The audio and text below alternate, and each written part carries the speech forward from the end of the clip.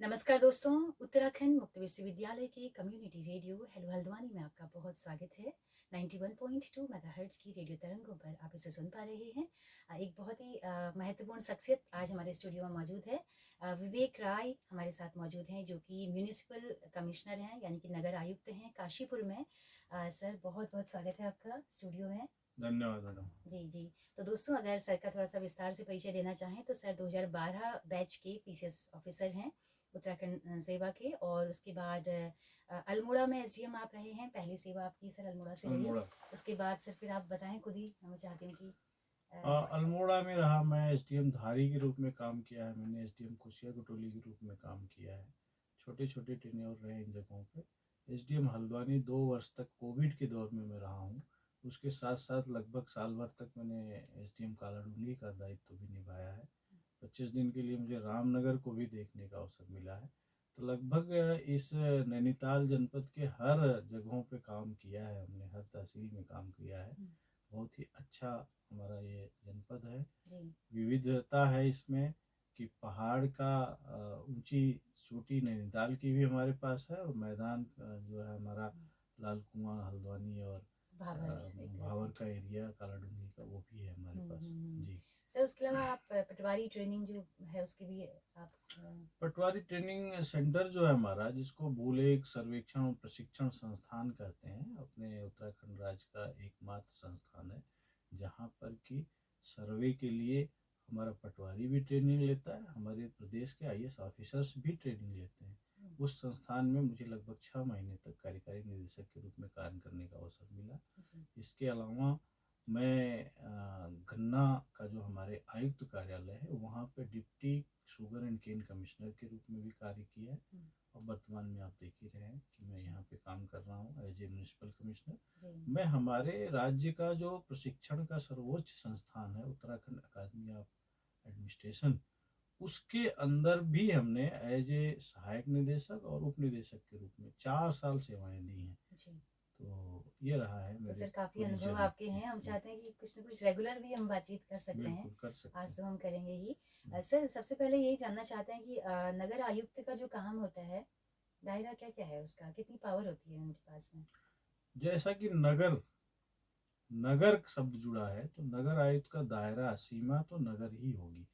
नगर के जितने भी आपके वार्ड हैं, उसके पार्षद हैं, उसके मेयर होते हैं, और उसके अपने कार्यालय के कर्मचारी, यही उसका अपना दायरा है। इस दायरे में मुख्य जो आपकी व्यवस्था है उसमें सबसे प्राथमिक व्यवस्था है सफाई, सैनिटेशन को लेकर के बहुत ज़्यादा कंसर्न होता है कि शहर को अगर स्वस्थ रखना है, शहर के नागरिकों को स्वस्थ रखना है, तो सफाई व्यवस्था प्राथमिक है। अब सफाई व्यवस्था को संपन्न करने के लिए निश्चित रूप से धन की आवश्यकता होती है। तो नगर निगम अपने नागरिकों के लिए अपने परिक्षेत्र में बोर्ड के पास उसकी शक्तियां प्राप्त है कि अपने लिए वो नियम कानून बना सकता है। उसी नियम कानून बनाने के दौरान जो हमारा संविधान है उसका 73वां और 74वां संशोधन जो हुआ था, उसकी मूल अवधारणा यही थी कि जो स्थानीय निकाय हैं वो अपना धनार्जन भी कर सकें और अपने लिए जो है नियम कानून स्वयं बना सकें। उसी के अंतर्गत हम टैक्स लगाते हैं। जो हमारे घर नगर के जितने भी घर हैं उससे हम टैक्स लेते हैं। जितने भी जो है आपके व्यावसायिक प्रतिष्ठान है उससे टैक्स लेते हैं। नगर में चलने वाली हर गतिविधि पर कोई न कोई नियंत्रण जो है नगर आयुक्त बना सकता है अपने बोर्ड के माध्यम से। नगर में जो जानवर घूम रहे हैं उसके लिए उपविधियाँ, जैसे कि अभी हमने अपने नगर के लिए डेयरी उपविधि बनाया। कुत्ते हैं उनके लिए भी जो है पंजीकरण से लेकर के उनके आने जाने चलने फिरने पर जो है रिस्ट्रिक्शन पालतू कुत्तों पर वो भी बना सकते हैं। जो कुत्ते आवारा हैं उनके लिए भी व्यवस्था बनाई जाती है। इस समय जैसे कि चल रहा है पशु कल्याण बोर्ड से कार्रवाई चल रही, एबीसी सेंटर बना करके उनके प्रजनन क्षमता को समाप्त करके उनकी वृद्धि को रोकने का कार्य चल रहा है। नगर के जो निर्माण कार्य हैं, जो सड़कें हैं, नालियां हैं, इसको भी देखना नगर आयुक्त का काम है। इसी तरीके से ऐसा कोई विषय जो कि नगर के उन्नयन के लिए नगर के नागरिकों को कोई सुविधा देने वाला है, उस पे नगर को अधिकार प्राप्त है कि वो अपनी कार्रवाई कर सकता जी। तो नगर में ही सारे काम होते हैं अगर ऐसे देखें तो सर। हल्द्वानी का तो इतना तेजी से विस्तार हो रहा है और इतना आबादी यहाँ पर गैदर हो चुकी है। हम्म, लगातार ट्रैफिक की बड़ी दिक्कतें यहाँ पर हैं, हम्म, जाम आए दिन रहता है। हम्म। तो मुझे लगता है कि बहुत सारे फिर ये सब आप ही को हैंडल करने हुए, तो फिर जिलाधिकारी जो मुखिया हैं जिले के, उनके साथ किस तरह से कोऑर्डिनेशन होता है? मैं आपको बताना चाहूँगा कि जो नगर का कॉन्सेप्ट है हमारे उत्तराखंड राज्य में, हमारा नया राज्य है, हमारी जनसंख्या बहुत कम है, हमारे पास जो है इस तरीके के नगरों की संख्या भी जहाँ पे बहुत ज़्यादा पॉपुलेशन रहती है वो कम है। बहुत बड़े जो नगर है, चाहे दिल्ली है, चाहे मुंबई है, चाहे इस तरीके से ज़्यादा आबादी के जो नगर हैं, वहाँ पर नगर आयुक्त, नगर निगम, ये जो बॉडी है इसके पास बहुत ज़्यादा शक्तियाँ होती हैं। उसके पास पानी का भी प्रबंधन उसी को करना है, बिजली का प्रबंधन भी उसी को करना है। नगर के अंतर्गत जो सड़कें हैं, जो काली सड़कें कोलतार की होती हैं, उसको भी वही नगर निगम ही बनाता है। तो लेकिन अभी हमारे नगरों की जो स्थिति है हमारे राज्य की, ये सारे व्यवस्थाएं अलग अलग डिपार्टमेंट्स के पास हैं। पानी देखने के लिए जल संस्थान है, पानी की नई योजनाएं बनाने के लिए जल निगम है, पीडब्ल्यूडी जो है बड़ी सड़कें जो है उसके बनाने के लिए पीडब्ल्यूडी है, विद्युत विद्युत सप्लाई व्यवस्था को देखने के लिए आपका बिजली विभाग है।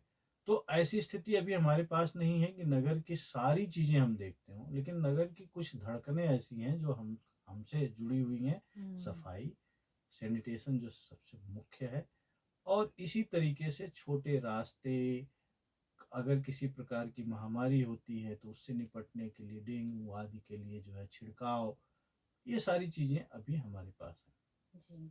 तो सर इन तमाम विभागों से तालमेल भी बनाना होता निश्चित रूप होगा? से तालमेल सभी विभागों से होते हैं। जिले की, जैसा कि आपने अभी कहा था, जिले का जो सबसे प्रमुख अधिकारी, जो सबसे अधिकार संपन्न अधिकारी हैं वो जिलाधिकारी होते हैं। उनसे समन्वय बिल्कुल रहता है।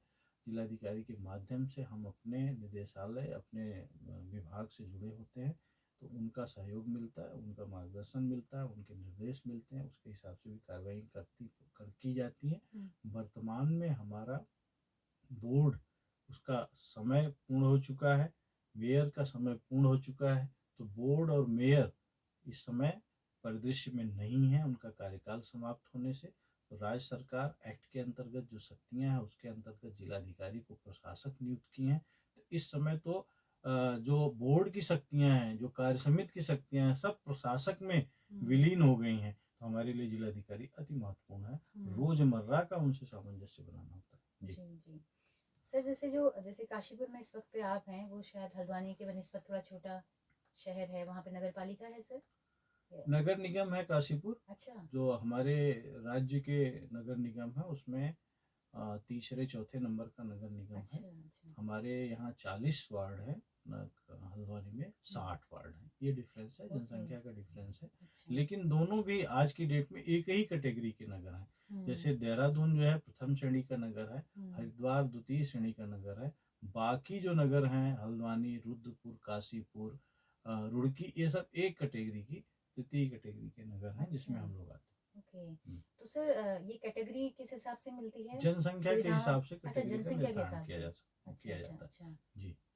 तो सर क्या तैयारी होनी चाहिए एक नगर आयुक्त के लिए? मुझे लगता है सबसे पहली जिम्मेदारी आपने बता दी कि साफ सफाई का, और सारी बीमारियां वहीं से जन्म लेती हैं। नालियां खुली हैं तो आपको मच्छर होंगे, डेंगू के मच्छर होंगे, और बीमारियां होंगी, डायरिया होगा। और तो इस सब के लिए क्या होना चाहिए, पहले जो कदम लेने चाहिए? मतलब हमेशा वो समस्याएं शाश्वत बनी रहती हैं, मैं खत्म क्यों नहीं होती कभी पूरी? मैं आपको बताना चाहूँगा कि एक नगर को स्वच्छ रखना है तो नगर आयुक्त केवल जो है नगर को स्वच्छ नहीं रख सकता है, जबकि नगर के नागरिकों का सहयोग नहीं प्राप्त होगा। हम्म, मैं आपके इस रेडियो के माध्यम से जिन जिन कानों तक हमारी आवाज़ पहुंच रही है, जी। वो कोई भी नगर हो इस भारत के या कहीं के भी, हम्म, या हमारे अपने राज्य के नगर हैं, सबकी समान समस्याएं हैं। और सबकी समस्याओं में कहीं न कहीं सभी नगर के नगर आयुक्तों का अपने सम्मानित नागरिकों का सहयोग अपेक्षित है। सहयोग इस रूप में है कि यह हर व्यक्ति मानेगा कि कूड़ा जो है नगर निगम पैदा नहीं करता है। कूड़ा हर घर से, हर व्यक्ति से पैदा होता है। तो हर व्यक्ति हर घर से पैदे वाले कूड़े को 200, 400, 300, 800, 1000 आदमियों के माध्यम से कैसे जो है उसका नियोजन किया जा सकता है, जब तक कि हर वह हाथ जो कूड़ा पैदा कर रहा है उसका सहयोग न प्राप्त हो जाए। हुँ, कहने का मतलब सहयोग का आशय ये नहीं है कि हम अपने नागरिकों से ये कह रहे हैं कि झाड़ू पकड़ लो आप, रोज जो है हमारे साथ कूड़े को उठाओ। हुँ, लेकिन हुँ, मैं ये जरूर कह रहा हूँ कि गंदगी करने में जो हमारा योगदान है उसको हम कम करके बहुत बड़ा सहयोग दे सकते हैं। जी, हमारे घर में जो सामान आता है वही सामान यूज करने के बाद कूड़े का रूप ले लेता है। हुँ, हम अपने घर में आने वाले गीले और सूखे कूड़े को एक साथ एक पन्नी में बांध करके, और कुछ लोग जो है अपनी जिम्मेदारी समझते हैं, कुछ लोग नहीं समझते हैं और आंख बताते हुए रात में सड़क पे फेंक देते हैं, हुँ, नालियों में डाल देते हैं। तो यह चीज जो है बड़ी समस्या बन जाती है। जब तक हम एक पॉलिथीन, हम एक जो है कागज का रैपर, वो हमारे लिए उपयोगी था जब उसमें हमने सामान खरीद करके रखा। वो हमारे लिए अनुपयोगी हो गया हुँ, जब घर पर पहुंच करके उसको हमने फाड़ दिया, सही तरीके से खोले बिना, और खाद्य जो पदार्थ था उसको यूज कर लिया और उसमें उसका बचा हुआ डाल दिया, चाहे सास है चाहे आपका कोई चीज गीली चीज है उसमें डाल दिया। अब वो कूड़ा वो कूड़ा बन गया। अब उस कूड़े का प्रबंधन बहुत जटिल हो गया। एक पॉलीथीन में अगर गीली चीज कोई डाल दी गई, अब वो पॉलीथीन साफ करना अपने आप में एक बहुत बड़ी समस्या बन गया। उसमें अगर कोई ऐसी चीज हमने डाल दिया पॉलीथीन में जो मीठी है, जो जानवरों को खाने में पसंद आ सकती है, वो पॉलीथीन अब जानवर के पेट में जा सकती है, उसके जीवन के लिए भी खतरा बन हुँ, सकती है। वो पॉलीथीन जिसमें कोई ऐसी खाद्य चीज है जिसको बांध करके हमने सड़क पर फेंक दिया, अगर वो टाइमली नहीं उठी तो उसमें जो है दुर्गंध भी पैदा होना शुरू हो जाएगी, वो सड़ने भी लगेगा, आसपास के वातावरण को वो दूषित कर सकता है। उसके साथ जो अच्छी चीजें हैं आसपास वो भी उसके दायरे में आकर के उसका विस्तार हो सकता है। और मैं बताना चाहूंगा कि आपने ये समझा, हमारे सम्मानित नागरिक ने यह समझा कि अपने घर की गंदगी को हमने सड़क पर फेंक दिया, अब तो इससे मुक्त हो गए। हमने सड़क पर एक कूड़ा घर बना दिया, सार्वजनिक स्थल पर एक कोना पकड़ करके हमने सोचा कि ये तो हम अपने घर से अपनी गंदगी को यहाँ फेंक करके मुक्त है। नहीं, उस कूड़े पे बैठने वाली मक्खी, वहां से उत्पन्न वाला होने वाला मच्छर, वो नगर आयुक्त को पहचान के उनके घर में नहीं जाएगा, वो आस पास ही जाके अटैक करेगा। तो हुँ, ये जिम्मेदारी हमें लेनी पड़ेगी कि हम जो कार्य कर रहे हैं उसके प्रभाव क्या हैं, हम हमको क्या करना है, हमारे स्तर से क्या करणीय है क्या अकरणीय है। यदि हम जो कर रहे हैं, आपकी स्वतंत्रता वहीं तक है जहां तक आप दूसरे का जीवन प्रभावित नहीं कर सकते हैं। कूड़ा सड़क पर फेंक करके नाली में डाल करके आप दूसरे का जीवन भी प्रभावित कर रहे हैं। हमारे उत्तराखंड में सार्वजनिक स्थल पर कूड़ा फेंक थूकना एवं कूड़ा फेंकना प्रतिषेध अधिनियम है, जिसके अंतर्गत 5,000 तक जुर्माना है। आप अपने घर से निकलने वाले प्लास्टिक को बगल के प्लाट में डाल देते हैं, 2, 4, 10 दिन बाद जो है आपका मन आता है तो उसमें जाके आग लगा देते हैं। आप ये नहीं समझते हैं कि प्लास्टिक में आग लगाने के बाद उससे उत्सर्जित होने वाला धुआं, गैसें, वो मानव जीवन को किस तरीके से प्रभावित कर सकते हैं। इस जिम्मेदारियों को लेना पड़ेगा, गंदगी करने से बचना पड़ेगा, साथ ही जो उसके लिए समुचित स्थान निर्धारित है वहां पर गंदगी डालनी पड़ेगी। साथ ही घर में कूड़े को सेग्रीगेट करना पड़ेगा, अलग अलग रखना पड़ेगा, ये आदत में डालना पड़ेगा। बिल्कुल ये मानना पड़ेगा कि हमारा यह कृत्य हमारे ही बच्चे के लिए, हमारी अगली पीढ़ी के लिए घातक होता जा रहा है। ये जो पॉलीथीन है जिसको आपने सोचा कि हमारी क्या जिम्मेदारी है, सड़कों पे मिट्टी में पहुंचा दिया, उसने जो है पौधों का उगना कम कर दिया, पानी का जो है अंदर अंडरग्राउंड वाटर लेवल को कम कर दिया। अब कहीं ना कहीं इन सारी चीजों से अगली पीढ़ी प्रभावित हो रही है। ये जिम्मेदारियां लेनी पड़ेंगी। बिल्कुल हम आपके ऊपर उंगली नहीं उठा रहे हैं। अगर हम एक उंगली आपकी तरफ कर रहे हैं, 3 उंगलियां हमारी तरफ हैं। हमें भी ये जिम्मेदारी लेनी पड़ेगी, जी, आपको भी ये जिम्मेदारी लेनी पड़ेगी, और सामूहिक जिम्मेदारी से हम इस वातावरण को, इस पर्यावरण को अच्छा बना सकते हैं। जी। तो सर ये सामूहिक ज़िम्मेदारी का जो भाव है, वो कौन पैदा करेगा? और क्योंकि एक सिस्टम बना है नगर का भी कि पार्षद हैं, एक डिसेंट्रलाइज़ सिस्टम है, तो क्या पार्षद के थ्रू आप ये नागरिक बोध पैदा कर सकते हैं लोगों के अंदर? क्योंकि कोई भी नहीं कर, बहुत रेयर लोग होंगे जो कूड़ा सेग्रीगेट करते हैं। मैडम, नागरिक बोध पैदा करने के लिए आपकी इस वाणी रेडियो पे हम बोल रहे हैं। जी, जी। ये भी एक जिम्मेदारी है। हमें, आपने जी, हमसे कहा, हमने आपको इसको स्वीकार क्यों कर लिया कि बिल्कुल। हमारी अगर ये आवाज, हमारी सोच, हुँ, हमारा आग्रह जिन कानों तक जाएगा उसमें दो चार भी अपना लेंगे तो ये हमारे लिए सफलता होगी। बिल्कुल। तो ऐसे ही सबको लेना होगा। जब ये भाव आएगा कि पार्षद ही करेगा, जब ये हुँ, भाव आएगा कि नगर निगम ही करेगा, हुँ, हुँ, तो हुँ, मैंने आपसे एक प्रश्न को पूछा था, क्या नगर निगम कूड़ा पैदा करता है? हुँ, क्या पार्षद कूड़ा पैदा करता है? कूड़ा तो हर नागरिक पैदा कर रहा है। हुँ, हर नागरिक का जो औसत 450 ग्राम कूड़ा पर डे उत्पादित करने का है, हुँ, उससे कूड़ा पैदा हो रहा है। कूड़ा जो है, जितना जिसकी जेब भारी है, उतना वो कूड़ा ज़्यादा पैदा करता है।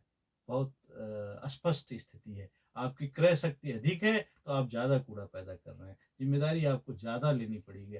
यह बोध छोड़ना पड़ेगा कि केवल नगर निगम की ज़िम्मेदारी है, केवल पार्षद की ज़िम्मेदारी है। हुँ, नहीं, ये ज़िम्मेदारी हर नागरिक की है, क्योंकि नगर निगम या पार्षद ही नहीं प्रभावित हो रहा है। मैंने एक उदाहरण दिया, मच्छर अगर पनपता है तो वो नगर आयुक्त को खोजने में उसको टाइम लगेगा, आपको पास पड़ोस में आकर के अटैक करके आपको बीमार जरूर कर देगा। जी, जी, जी, ज़रूर सर। तो बहुत ही शानदार और बहुत वज़नदार बातें आपने कही हैं। उम्मीद करते हैं कि हमारे तमाम श्रोताओं को बहुत अपील ये बातें करेंगी। सर, पॉलीथीन भी एक बहुत बड़ा मसला है। आपने भी बताया कि कैसे मीठा अगर पॉलीथीन में लगा है तो वो गाय खा सकती है उसे।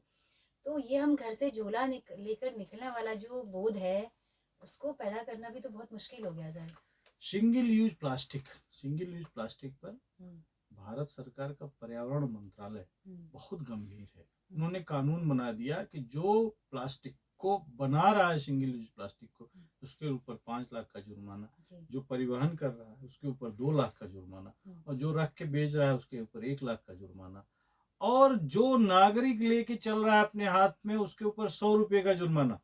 हुँ, गवर्नमेंट देखिए कितना गंभीर हुई है, आपको भी पार्ट उसका हुँ, बना रही है कि आप भी अगर अपने हाथ में प्लास्टिक, सिंगल यूज प्लास्टिक लेके चल रहे हैं तो आप भी गलत कर रहे हैं और जुर्माने हुँ, के भागीदार हैं। हुँ, जिम्मेदारी हमें खुद लेनी पड़ेगी, हमें समझना पड़ेगा। ग हम अपने नागरिकों से बात करते हैं तो लोग ये कहते हैं पहले फैक्ट्री बंद करवा दीजिए। हुँ, फैक्ट्री बंद करवाना ही क्या ऑप्शन है?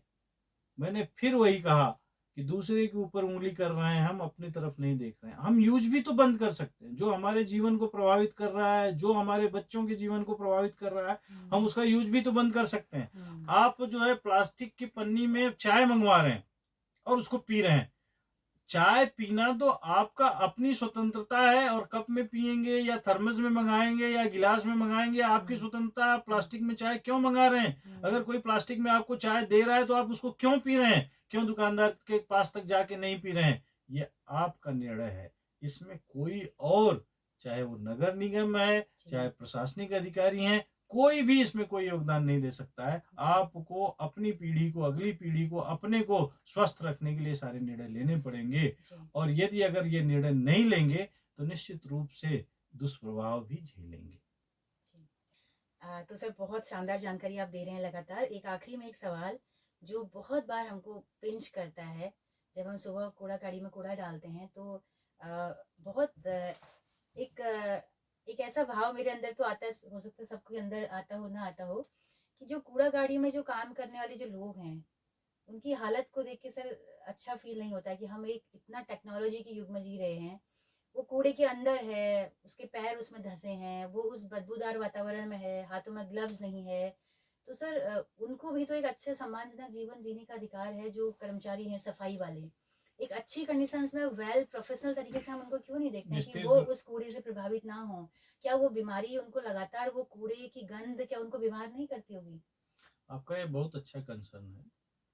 मैं बताना चाहूँगा कि हमारे भारत सरकार ने, हमारे माननीय प्रधानमंत्री ने लगातार 2015 से स्वच्छ भारत मिशन के माध्यम से बहुत ज़्यादा फंड की व्यवस्था करके ऐसे कार्मिकों के जीवन का जो उन्नयन करने के लिए बहुत सारी योजनाएं चलाया है। हुँ, हमने जो है डेली वेज भी इनका बढ़ाया है, साथ ही जो है संसाधन दिए हैं। आदत में नहीं उनके आ रहा है, लेकिन हमने जो है उनको ग्लव्स, मास्क, गमबूट, सारी चीज़ें दिया हुआ है। धीरे धीरे हमको भी रोकना टोकना होगा यदि कूड़ा हम सेग्रीगेट करके देंगे तो उनको गंदगी में उतरना ही नहीं पड़ेगा। जिस गंदगी में हम उनको उतार रहे हैं, उतारने उसके लिए वाले हम हम ही हैं। जिम्मेदार हैं। अगर हम जो है नाले में कूड़ा नहीं फेंकेंगे, यदि नाले में हम पॉलिथीन नहीं फेंकेंगे, नाला कभी चौक होगा ही नहीं, उसको हमको साफ करने की बहुत ज़्यादा आवश्यकता नहीं पड़ेगी। वर्तमान में हमें जो है नाले आदि पर जो है सीवर आदि के लिए टोटल मशीनी तरीके से जो है उसको साफ करने की मुहिम चलाई गई, जिसमें बहुत तेजी से अनुपालन हो रहा है। जी, अभी 3 दिन पहले हमने अपने नगर निगम में अपने कार्मिकों की एक बैठक करके लखनऊ से एक एजेंसी बुला करके जी, उनको जो है प्रशिक्षण दिलवाया कि जी, आपके लिए कैसे घातक है और कैसे ये जो है दंड का भागी हैं आप अगर जो है सीधे कूड़े उसमें उतरते हैं, सीवेज में उतरते हैं, तो आपके जीवन को खतरा है और हम आपके खिलाफ कार्रवाई भी करेंगे, मुकदमा भी दर्ज कराएंगे यदि इस तरीके का कृत्य करेंगे। तो अच्छा, वो भी दिया है। अभी हमने कल ही अपने ऐसे नागरिकों को जो कि सब पर्यावरण मित्र हैं और हमें रोजमर्रा के जीवन में अपना योगदान दे रहे हैं, उनको हमने जो है एक स्वास्थ्य किट दिया, जिसमें हमने ब्लड प्रेशर नापने की मशीन, शुगर नापने की मशीन, थर्मामीटर, बैंडेज आज दिए हैं कि जिससे कि वो अपने स्वास्थ्य के प्रति जागरूक रह सकें। समय समय पर हर 3 महीने 6 महीने पर हम जो है स्वास्थ्य कैंप आयोजित करके उनका परीक्षण करवाते हैं। तो यह कहीं न कहीं से नागरिकों की ज़िम्मेदारी है कि वह भी उनके प्रति जो है अपना सेंसिटिविटी दिखाएँ। दिखाएँ। साथ ही मैं बताना चाहूँगा अभी हमारे काशीपुर नगर में एक बहुत बड़ा उदाहरण प्रस्तुत किया हमारे पर्यावरण मित्रों ने। एक बच्ची ट्यूशन के लिए जा रही थी। हुँ, उस ट्यूशन के जाने के दौरान किसी बच्चे ने उनके साथ जो है गलत हरकत की, उनको चाकू से मारने का प्रयास किया, छेड़छाड़ की उसके साथ। हमारे पर्यावरण मित्रों ने वहाँ पहुँच करके उनके पास जो फावड़ा होता है, उससे उस बच्चे को भगा करके, मार करके एक बड़ा अच्छा उदाहरण ओह! प्रस्तुत किया। हमने 5 पर्यावरण मित्रों को कल इसके लिए पुरस्कृत किया है। ओह! अपने यहाँ बुला करके, शाल ओढ़ा करके सार्वजनिक जो है उनका क्या सम्मान किया है। क्या बात तो है। इस तरीके के सार्वजनिक सम्मान से उनको जो है थोड़ा-सा वो मोटिवेशन भी मिलता है मोटिवेशन अच्छा करने मिलेगा के लिए और और सम्मानित अच्छा महसूस करेंगे करते हैं। और अच्छा करेंगे। जी, तो जी, ये हमारी ही ज़िम्मेदारी बनती है कि वो जी, हम उनको अलग ना समझें। हमको सुरक्षित रखने के लिए अपना जान जोखिम में डाल रहे हैं। जी। तो हम अगर उनको स्वीकार करेंगे, उनका सम्मान करेंगे, उनसे अच्छी बातें करेंगे, हुँ। तो निश्चित रूप से उसका परिणाम सार्थक होगा। जी, जी, जी। सर बहुत सी और बातें हैं क्योंकि आपके इतने अनुभव हैं, आप इंदौर में भी गए हैं, तो मैं चाहती हूँ कि अगले एपिसोड में हम क्या और बातें करें क्योंकि या कुछ आप चलते-चलते कोई संदेश आप देना चाहें, कुछ अनुभव अपने साझा करना चाहें इंदौर के? मैं अभी हमारी सरकार ने मुझे जो आईएम इंदौर में ट्रेनिंग करने के लिए भेजा था, जैसा कि हमारे नागरिक सुनते होंगे, इंदौर जो है पिछले 7 वर्षों से लगातार भारत के सबसे स्वच्छ शहर में उसकी गणना हो रही है। तो हमने बहुत नज़दीक से जाके उसको देखा। मैं आपको बताना चाहूँगा, अपने आँखों से आपको जो है वहाँ इंदौर का मंज़र सुनाना चाहूँगा कि आप अगर कूड़ा कोई पॉलिथीन कोई जो है सिगरेट की पन्नी या किसी प्रकार का रैपर सड़क पर फेंकते हैं तो वहाँ का नागरिक आपके सामने आके खड़ा हो जाएगा और अनुरोध पहले तो स्वयं उठा लेता है, दूसरे वो आपसे अनुरोध करता है कि मेरे शहर को गंदा मत करिए, आप आए हैं स्वागत है, आप यहाँ पे रहिए, बार बार आइए, लेकिन मेरा एक आग्रह होगा कि बड़ी मशक्कत करके हमने इस शहर को इस स्थिति में पहुंचाया है, इसको गंदा मत करिए। तो ये नागरिक सहभागिता का जो भाव है, जो नागरिक जो है इसको समझ रहा है, जो वह अगर उसके ऊपर जो है यूजर चार्ज लग रहा है, खुशी-खुशी से वो दे रहा है। अगर उसके पास गाड़ी नहीं आ रही है, वो जो है तुरंत उस पे विरोध प्रकट कर रहा है कि हमारे यहाँ सुबह आज कूड़ा क्यों नहीं उठा? यह भाव जब पैदा होगा जी, नागरिकों के अंदर, तो निश्चित रूप से अपने हल्द्वानी और काशीपुर को भी इंदौर बनाने में हम सफल होंगे। जब तक नागरिक सहभागिता नहीं आएगी, जी। लक्ष्य जो है हमसे दूर ही रहेगा। जी, जी, जी। बहुत शुक्रिया सर इतनी कीमती बातें आपने हमारे श्रोताओं के साथ साझा की। मैं देखती हूँ कि शहर में हमने जगह-जगह पे सौंदर्यीकरण के लिए कनिस्टरों में, गमलों में पौधे लगाए हैं। कई बार वो नीचे रोड में गिरा रहता है लेकिन उसको कोई नहीं उठाता है। मैं कई बार गाड़ी रोक के कहीं उठा चुकी हूँ और कई लोगों को ऐसा देख चुकी हूँ जो अपनी दुकान जिनकी सामने होती है, वो लोग उसमें सुबह पानी डाल रहे होते हैं। बिल्कुल, तो ये भी एक नागरिक है। बिल्कुल। मतलब ये जो हम अपने कूड़ा घर भी के जो है गमले को वेल्थ बन सकता है। जी। कूड़े को कूड़े के रूप में क्यों कर रहे हैं? उसको वेल्थ बनाइए। बहुत ऐसे हुँ, नागरिकों को हमने देखा है हुँ, कि प्लास्टिक का जो उनके घर में खराब हुआ डब्बा निकला, उसी में जो है मिट्टी डाल करके उन्होंने एक पौधा लगा दिया। वो हुँ, पौधा आपको सुगंध भी दे रहा है, हरियाली हुँ, भी दे रहा है, आपकी हुँ, आँखों को सुकून भी दे रहा है हुँ। और वह यह भी संदेश दे रहा है कि जद्दोजहद करके हम प्रगति करेंगे। हम शून्य में जा करके, हम सो करके अपने को पीछे ले जाएँगे। तो वो एक छोटे से डिब्बे में थोड़ी-सी मिट्टी पा करके जैसे अपने को विकसित करता है, वो उसके दीवालों के बीच में थोड़ी-सी मिट्टी पा करके अपने को खड़ा कर लेता है। वो हमें संदेश देता है कि कुछ भी हमसे आपसे दूर नहीं, इच्छा केवल व्यक्त करने की, प्रयास करने की आवश्यकता है। तो जी। हमारे शहर भी बहुत अच्छे साफ हो सकते हैं, चाहे वो हल्द्वानी हो, चाहे वो काशीपुर हो, जी।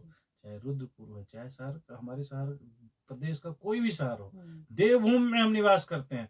इस देवभूमि को देवभूमि बनाने का दायित्व तो हमारा ही है। अगर हमारे पूर्वजों ने इसको देवभूमि कहलवाया है, देवभूमि के रूप में जिंदा रखा है, हुँ। हमारी इतनी इतनी जो है समृद्ध विरासत है, हमारी सांस्कृतिक जो आवाज है, गूंज है, विश्व के कोने-कोने में है।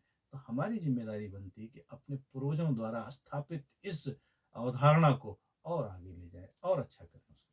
तो बहुत सारी दार्शनिक बातें आपने कर ली हैं, बहुत सारे एंगल से समझाने की कोशिश की है। अगर इसके बावजूद भी हम हमारे अंदर का वो चेतना हमारी अगर जागृत नहीं होती है, तो ये बहुत हम लोगों की बड़ी कमी होगी।